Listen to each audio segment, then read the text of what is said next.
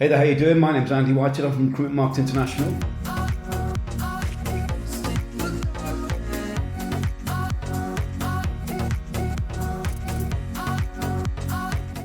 Hey there, and welcome to Accelerator Week 1, Module 3, the 3 forces of scale for strategic recruitment search entrepreneurs. Let's dive in. So here's what I'm going to cover. Number 1, leads for clients. Number 2, leads for candidates, then into conversion of clients, conversion of candidates, delivery of candidates, then into retained delivery. So first off, leads for clients. So a client is the decision maker, the company, the organization, the individual, all of the above, who is going to hire you. So it could be, for example, in your niche, there could be 2 decision makers. So there could be a department head, and there could also be a HR director. Or it could be in your niche, there is an SME owner, a small business owner, and there's just 1 decision maker. So let's just recap the 3 phases of successful recruitment search. Number 1, phase 1. So we've got our inbound client leads, our qualified candidates to match those. Next, moving to phase 2, converting the clients, converting the candidates, and then phase 3, delivering the candidates and moving into a fully retained model. So leads, conversion, delivery. So Steve, how's your leads going? It could be, we're talking about clients, talking about candidates, or it could be both. Hey Steve, how's your conversion going? We could be talking about converting clients or converting candidates. Hey Steve, how's your delivery going? So how's it the delivery of the candidate? So we've converted the candidate, we've got the role in phase 2. Now we're going through the process of actually interview, etc., candidate on site, and all the good things that follow. So 3 phases. Now remember, each of these, at each point, we can only do one of 2 things. We increase the volume of the strategy, of the campaign. So in simple terms, it might be a LinkedIn campaign. We put more LinkedIn messages through. Or we stop and breathe and go, right, this campaign is for every 100 we send, we're getting 10 responses. Let's look at this. Let's improve the conversion. So every 100 we send, we get 40 responses. If we look at converting the clients, for every 10 appointments we have, we convert 1 client. For every 10 appointments we have, we can look at conversion and we get 7 out of 10. And then it makes sense to increase the volume. Same with delivering the candidates. So leads and clients. Leads and clients. So on the left-hand side, what we got here is a handful of strategies that you can use to bring in client leads, okay? Which would be inside the different programs, Accelerator, Build, and Scale. So we've got these different strategies. Say these aren't all of them, but it's to give you a visual. So let's say that we're going to use a strategy. We're going to use a double R strategy, or we're going to use an authority podcast strategy. So the lead comes in. So in our inbox, we've now got this lead. Okay, we've got this client, and we've got, in simple terms right now, I'm going to break it down to leads A's, B's, and C's. We've got A's, so it's a target company, i.e. it's the right company in the right niche, right size, etc. We've got the correct decision maker. We've got a positive response. They are hiring, or they will be. They want to know more. Or it could be a B, target company, correct decision maker, positive response, but they're uncertain when they're going to be hiring. And then C, it could be one or more variables in the responses above don't fit parameters from A and B. So A's are our gold, and B's are what you're going to get more of. So leveraging the B's is often something that's missed out by people. We've got A's, B's, and C's. Now you might have your own definition, that's completely cool, but just for visual purposes, we want to lay out here. So we've got our strategy, we've got the response in our inbox. Then what we want to do is, we want to get into the process of, so let's say we've got an A, we are hiring, we want to know more. We send them our CAS, our client attainment system. So the objections are overcome before we speak to them. That might be a 2-3 email cycle. Then we have a 1-to-1 call with them. We get T&C signed. This is covered in detail, by the way, for example, in the MPC strategy. So that's going to be an A. Then once we've gone through our process. They then go into our automated nurturing for the next 12 months. So for the next 12 months, they get nurtured by us automatically. Then we've got our Bs. So target company, correct decision maker, but they may not be hiring right now. So we go through the process again, reply to the client, we send our CAS, objections were overcome, ears prick up, one-to-one with the client, then it may be a Q&A. So they're not hiring right now, but from the CAS, they're like, wow, this is pretty incredible. So we still have a conversation, a conversion conversation. So then we nurture them. Or there might be a different derivative. It might be, we're not hiring right now. Let's say, send us some stuff. So we send our CAS, which is not a brochure. No one else in the industry will be doing it. And they may want to jump on a call at this point. Then we've got our Cs. So C's are one or two variables from the above are not a fit right now. So we will send our CAS to give us that positioning, and then we'll automatically nurture them. So we become the authority in the niche. So with that nurturing, they will be seeing our authority strategies, etc., etc. So from a simple client process, when we talk about campaigns, you'll use a strategy, you'll run it, get an inbound response, then we go into a conversion set of steps. Now the market, you'll hear me on every session, whether it be a mastermind session, a Q&A session, whether it be a business that's doing 5 million or it's a business that has been going 5 minutes, I will always come back to base fundamentals. So how big is your market? So when we talk about how big is your market, on the client side, this is the simple formula that we want. Number of decision makers in each organization. So in this case, in each organization, there are 5 decision makers. So it could be, for example, a Java team leader. It could be a Java project manager. It could be a project management office leader. It could be a HR director, and it could be the Java talent acquisition leader. So that might be 5 decision makers on average in each organization. There are 2,000 organizations in that niche. So how many potential ins have we got? We got 5 decision makers times by 2,000 organizations equals 10,000. So that 10,000, I want you to have it all in your database. That 10,000, all in your LinkedIn. And then we use these as we wish to get our inbox full. Now this is base campaign stuff. So when I came into recruitment, these fundamentals here is how I would start if I was dealing with a BMW franchise, I start with these proponents right at the beginning. And I'm amazed that businesses don't do this. So this isn't the program. These for me are base fundamentals. So if we can get these inside your database and inside your LinkedIn, now we've got something we can leverage as we wish. But that's just one part. So that's what the market looks like. Then we've got our candidates. So same again, how many candidates? So now we won't get down to segmentation and detail right now, but let's say that we're dealing with Java developers in investment banking in the USA, and there are 10,000 of them. That's very speculative and high level definition, I know. But those 10,000 candidates, again, I want them in your database and in your LinkedIn. So when a role comes in, we can run automation and get your inbox full. So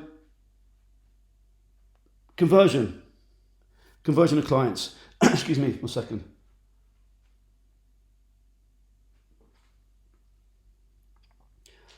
Conversion of clients. So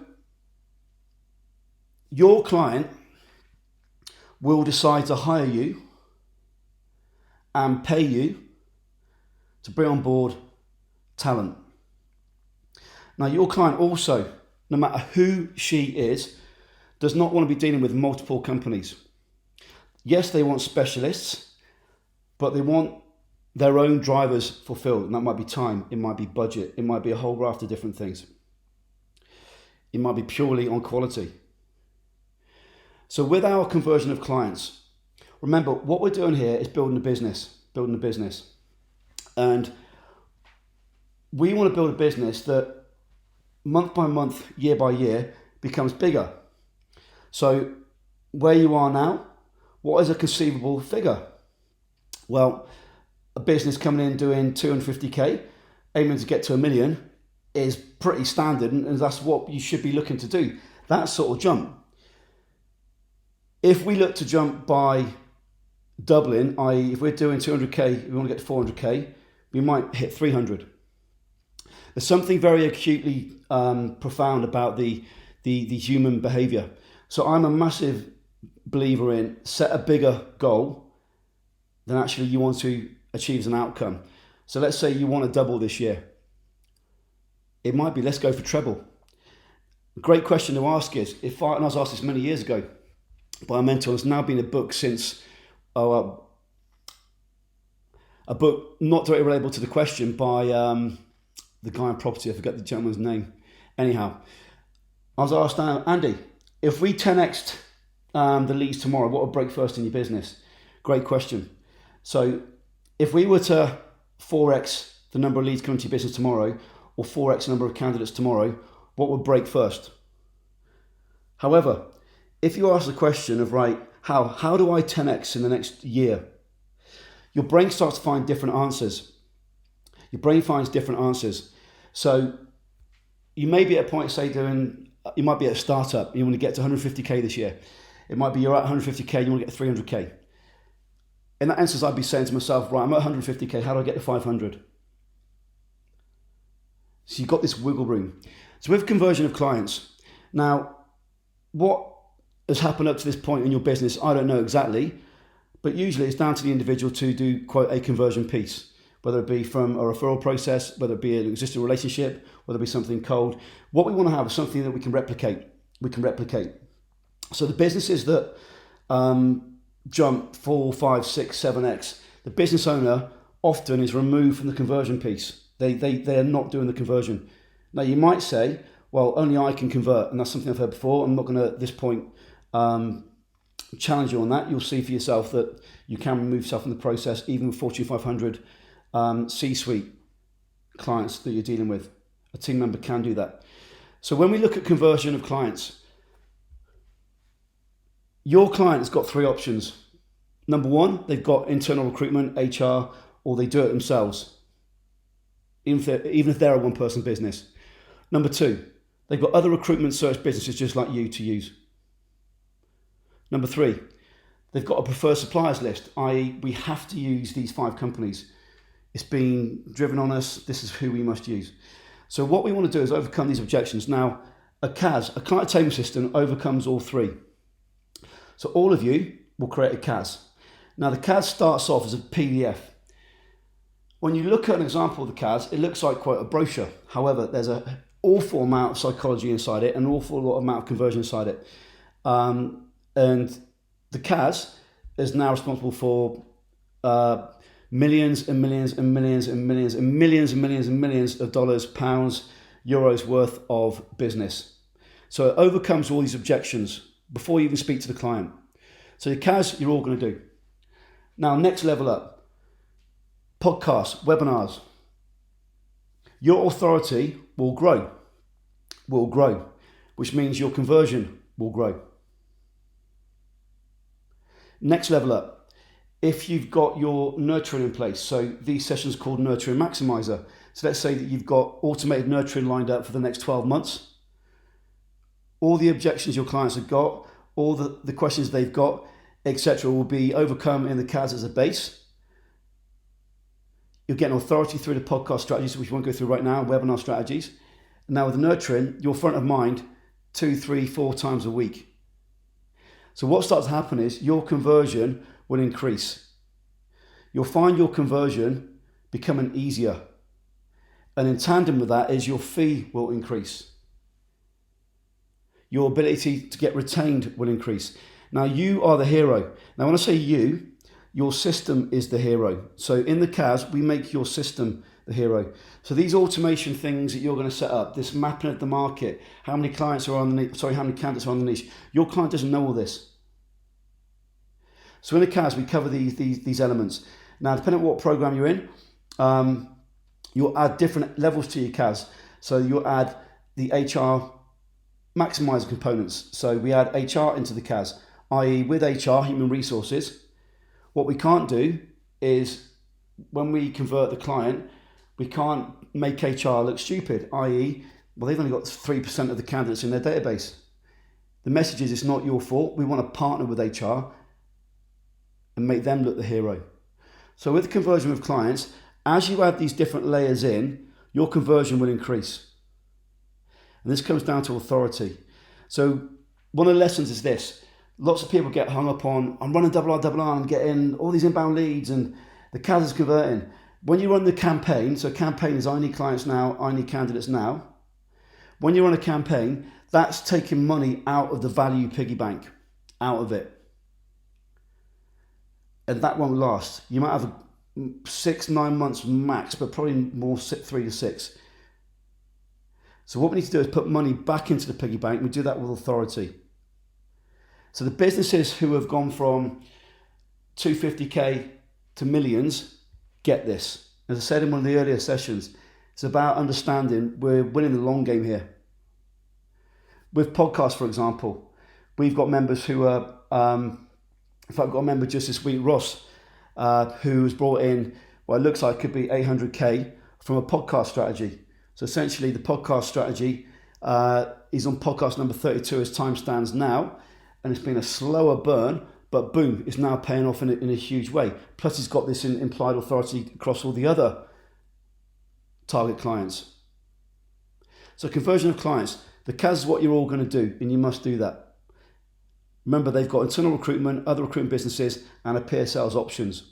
Now, when you convert the client, one of the things we see is, as a recruitment business owner, and definitely in search, I've been challenged countless times over the years. Only I can convert the clients. Only I can speak to the client. And I understand it. It's your baby. You've been in the niche now for 20 years. However, if your job can be to 10x the leads coming in, you cannot do that, manage that, and also deal with 10x the conversion appointments, clearly. So even if someone converts half as well as you, your business is still 5x. So conversion of the clients, you want to process for this. And we've got modules on this, but you want to process whereby this is the framework, not a script, because scripts restrict you, but a framework. Then something can be replicated. And then you might bring on board, for example, commission-only recruiters. So conversion with the clients, as you get through this and start adding into it and accelerate, build and scale, you want to be thinking about, right, as I'm doing this, how does this become systemized? So there are modules for this, but know this, the conversion of clients. If you want to get to the point of, say, 10x in your business, your role will change greatly. You probably won't be dealing with clients. You probably won't be dealing with candidates. You probably have a project manager. You probably have a couple of VAs and maybe 2 commissioning recruiters, depending on the niche and whether you're temp or whether you're, getting 200k per placement as a high fee industry. But your role will change.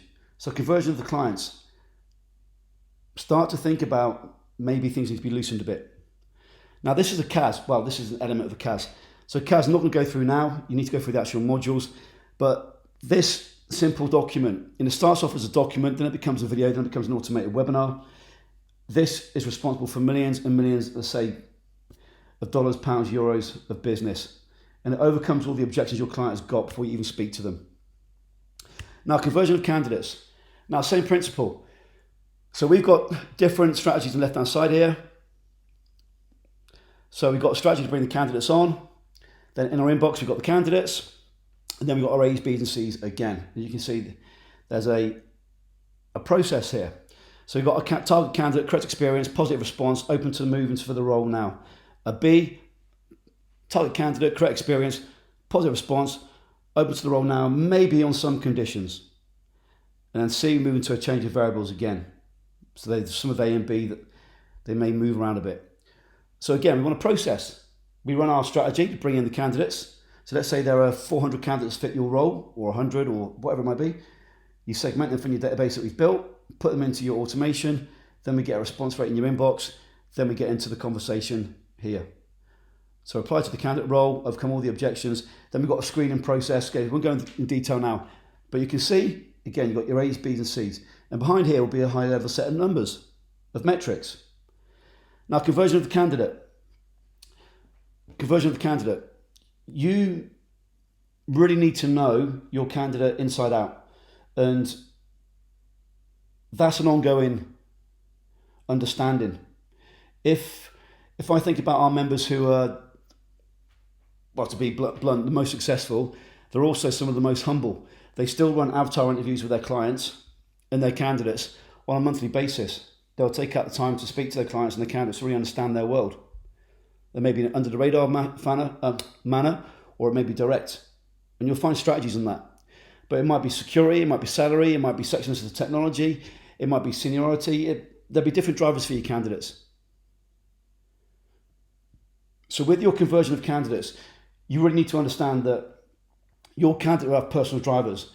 Will your candidate be using their spouse as a decision-making process, etc.? So with the candidate piece, if you're new to a niche, you must spend the time to understand your candidate. If you're not new to the niche, really understanding what the drivers are. So for example, right now, it might be, let's say the main drivers for candidates are going to be security, it might be salary, it might be COVID safe, it might be able to work remotely, it might be health package in the US, etc. There might be 6. And if you go to a session called the MSR, most sellable role, I'll break it down for you. So delivery of candidates. So nothing new here, but just give it the simplicity that it deserves.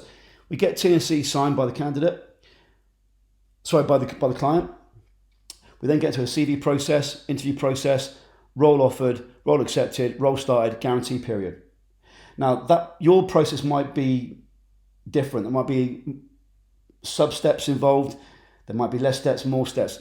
But it's pretty simple what we're dealing with. And again, behind this is a set of numbers. So we've got 10 lots of T&C signed. We've sent out X amount of CVs, we've had X amount of interviews, X amount have been offered. Behind these, there are numbers. So straight away we'll be able to go, well, why is that at 12%? That should be at 60%. What's going on here?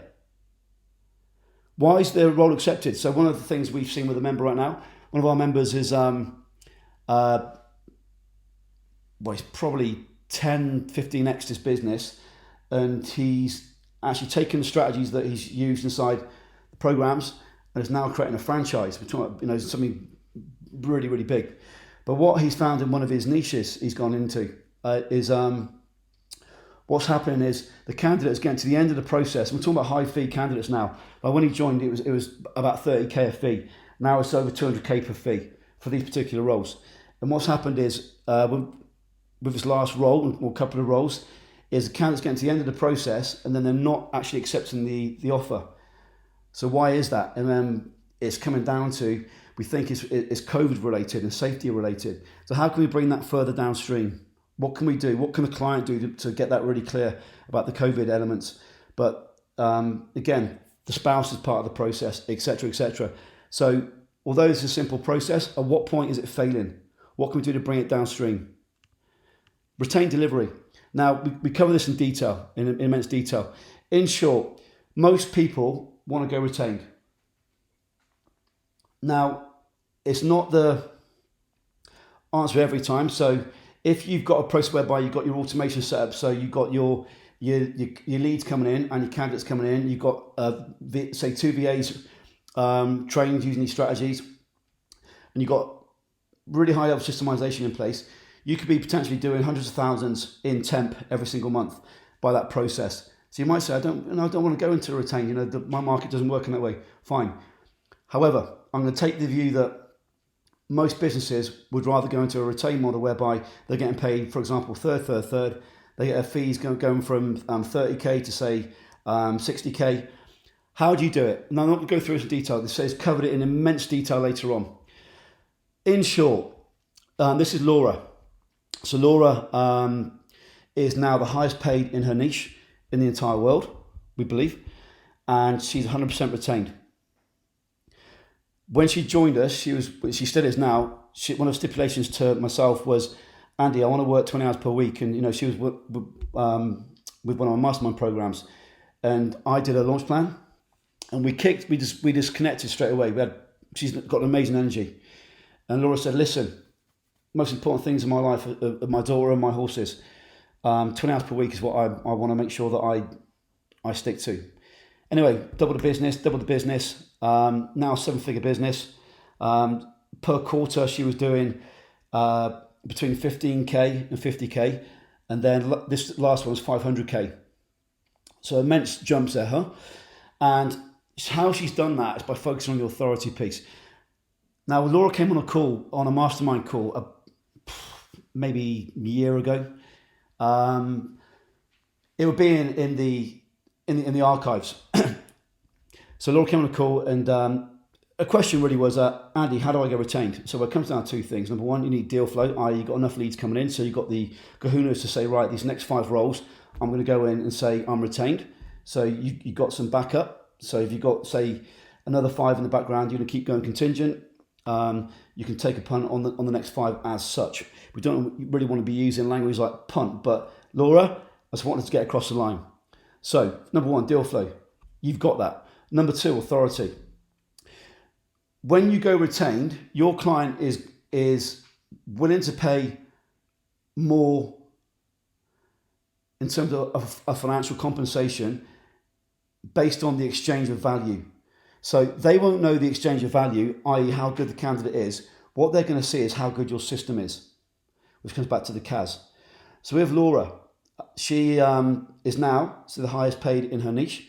Her fees have grown dramatically, and it started off with a CAS. Started off with authority. So Laura focused on authority strategies. She's in some of her niches are very micro niche. I think one of the candidate niches only got 42 candidates. Very, very micro niched. So she built the authority, and then she had leads and said, right, these next 5, I'm going to say, this is my fee. I'm now switching to this for these reasons. And guess what? It came off. So retained. It's not as complex as you think it is. It's covered in detail in the retained sessions. However, as a business owner, I recommend you move towards it. If you're not there yet, or if you're not there yet 75% plus of the time, you've probably got an internal block. You probably think other people are better than you. You're probably thinking other people have got better search systems, etc. No, even if you're in search. And let's say there are 10,000 candidates in your niche in total. If you're in search, what you do, you're going to search for that candidate. How? But if you've got all 10,000 in your ecosystem, which we want to do in step 1, you're searching your existing ecosystem. You're not out there trying to get referrals or going through the back doors, etc. So if you follow the fundamentals, you're going to have the base elements in place. So retain delivery. It's more simple than you think it is, okay? Now, here's a summary of what we covered. Leads for clients. Leads to candidates. That's phase 1. Conversion of clients, conversion of candidates, phase 2, and then delivery of candidates, and then into the retain piece. Now, the reason why I put the retain piece in here, it could really fit into the conversion piece. Often what will happen when you get into the retained world for the first time is it will be a case of, well, if you can prove X, then we will do this. So that's why it fits into the candidate piece. So we want to make sure when you deliver that candidate, you've got a set of milestones you deliver the candidate to, and there's a set of variables that candidate performs to, or indeed timelines, etc. So it fits underneath that piece. Just in the first cycle you run it, but then it becomes a conversion piece that you'll see when you go through the session. But if you've not made that big jump yet, that's where it fits into. If you've made that jump already and you're in the retained world, then head to the retained sessions. You'll see how to be able to scale that in a big way. Now, remember what we said: conversion of volume. If you always think phase 1, phase 2, phase 3, how do I increase conversion? How do I increase volume? Or is it the right time to increase volume? If it's converting very low, should I be putting more volume through? So there are only 2 variables at every step in your recruitment search business: increase conversion, increase volume. That's what to focus on. Just be asking yourself all the time, how do I do that? How do I do that? And again, set your mind on a definite goal and observe how quickly the world stands aside to let you pass.